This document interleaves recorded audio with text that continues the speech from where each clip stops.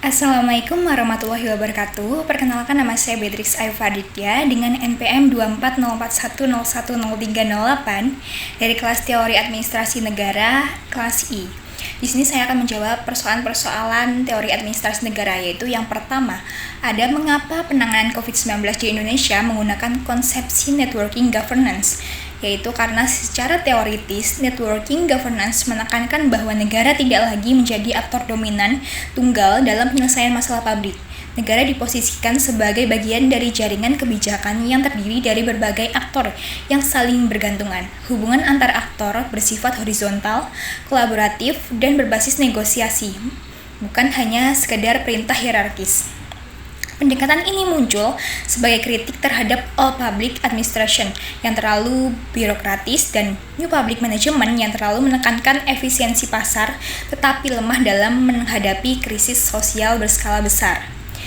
Dan aktor dan peran dalam penanganan COVID-19 ini yaitu jaringan aktor yang terlibat sangat luas, yaitu ada Kementerian Kesehatan berperan dalam perumusan kebijakan kesehatan nasional, sementara pemerintah daerah menjalankan fungsi implementasi sesuai kondisi wilayah masing-masing. Satuan Tugas Penanganan COVID-19 itu berfungsi sebagai simpul koordinasi lintas sektor. Di luar aktor negara, sektor swasta berkontribusi dalam penyediaan vaksin, alat kesehatan, serta dukungan teknologi. Organisasi masyarakat sipil dan relawan terlibat dalam edukasi publik, pendampingan masyarakat, dan distribusi bantuan sosial. Media massa berperan dalam penyebaran informasi dan pembentukan opini publik. Interaksi antar aktor ini menunjukkan bahwa penanganan COVID-19 tidak lagi dijalankan secara komando tunggal, melainkan melalui jejaring kebijakan yang saling bergantungan. Hambatan dan model networking ini meskipun relevan secara teoritis, implementasi networking governance menghadapi berbagai hambatan, seperti lemahnya koordinasi antar level pemerintah, perbedaan kepentingan aktor, serta komunikasi publik yang tidak selalu konsisten. Jadi model networking governance ini yang berkembang dalam penanganan COVID-19 di Indonesia dapat dikategorikan sebagai state-led network, di mana negara tetap berperan sentral tapi membuka ruang kolaborasi dengan aktor non-negara. Jadi dengan demikian, networking governance menjadi pendekatan yang paling rasional dalam penanganan COVID-19 di Indonesia. Meskipun belum sepenuhnya optimal, pendekatan ini lebih adaptif dibanding model administrasi tradisional dalam menghadapi krisis yang kompleks. Untuk yang soal kedua, yaitu analisis program kader Surabaya Hebat dalam paradigma New Public Governance. New Public Governance ini menekankan kolaborasi, jejaring, dan partisipasi non-aktor non-negara dalam penyelenggaraan publik.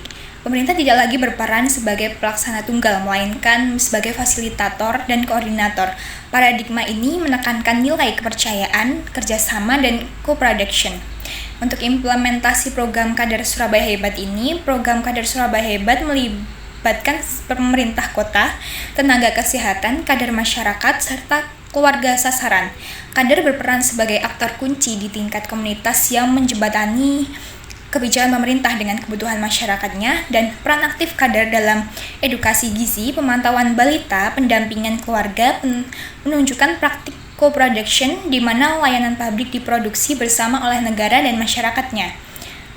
Untuk hambatannya sendiri, meskipun mencerminkan paradigma NPG, program ini menghadapi hambatan berupa kapasitas kader yang belum merata, beban kerja yang tinggi, serta koordinasi lintas sektor yang masih sektoral. Hambatan ini menunjukkan bahwa keberhasilan NPG ini sangat bergantung pada kualitas jejaring dan kapasitas aktornya. Jadi secara keseluruhan, program Kader Surabaya Hebat merupakan contoh empiris penerapan New Public Governance dalam kebijakan sosial, meskipun masih memerlukan penguatan kelembagaan dan keberlanjutan program. Untuk soal 3, mengapa New Public Governance lebih relevan dibanding paradigma lainnya? Jadi secara teoritis, NPG ini unggul karena mampu menangani wicked problem, mengakui keterbatasan negara, dan memperkuat legitimasi kebijakan melalui partisipasi. Kalau secara empirisnya, penerapan NPG ini dapat dilihat dalam penanganan COVID-19 dan program Kader Surabaya Hebat. Jadi meskipun unggul, NPG juga menghadapi tantangan koordinasi dan akuntabilitasnya itu. Jadi oleh karena itu, negara harus tetap berperan sebagai pengarah dan penjaga kepentingan publik. Jadi dengan demikian, New Public Governance merupakan paradigma paling adaptif dalam administrasi negara modern.